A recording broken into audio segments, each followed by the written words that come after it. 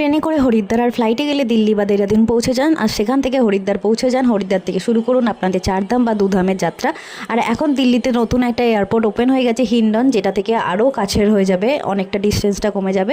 So এবারে আমাদের ফেরার ফ্লাইটটা কিন্তু ওইখান থেকেই ছিল। বাকি ডিটেলসটা তো বলবোই, তার আগে শুরু করি। আমরা পৌঁছে গিয়েছিলাম হরিদ্বারের সন্ধ্যেবেলা, তারপরে ফ্রেশ হয়ে হোটেলে খাওয়া দাওয়া করে নিয়ে বেরিয়ে গেছিলাম আমরা সন্ধ্যেবেলা সন্ধ্যা আরতি দেখার জন্য। কিন্তু যেহেতু আমাদের লেট হয়ে গেছিলো, সন্ধ্যা আরতি আমরা দেখতে পাইনি, কিন্তু চারপাশের ভিড় আমরা প্রচুর দেখতে পেয়েছি।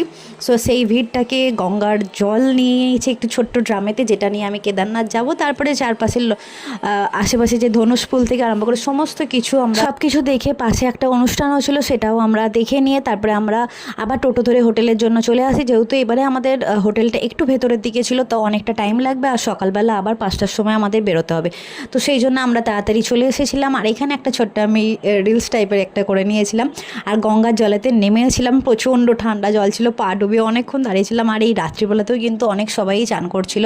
আর হ্যাঁ, পড়ে যাওয়ার কোনো অসুবিধা নেই, পাশে যে লোহার যে চেনগুলো টাইপের হয় সেগুলো কিন্তু আছে, তাই কোনো অসুবিধা নেই। আর আমরা সকলেই এরকম ছোটো একটা করে মিনি ড্রামগুলোতে জল নিয়ে নিয়েছিলাম, নিয়ে আমরা হোটেলেতে চলে এসেছিলাম যে না, আমাদেরকে পরের দিন আমরা কেদারনাথে সেটা নিয়ে যাব তার জন্য।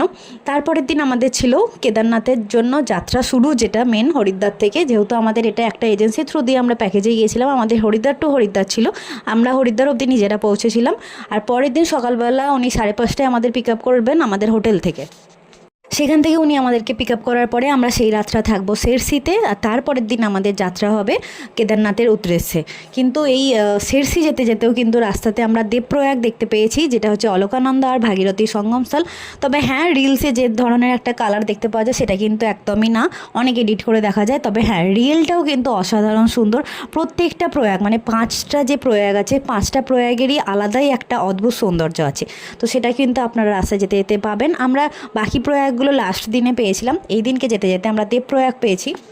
আর লাস্টবার যখন আমি এসেছিলাম ধারীদেবীতে, আমার ঢোকা হয়নি, পুজো দেওয়াও হয়নি। তো এইবারে আমরা ধারীদেবীতে অনেকক্ষণ দাঁড়িয়েছিলাম, লম্বা একটা লাইন ছিল, আর অনেকটা নিচে আপনাকে নামতে হবে।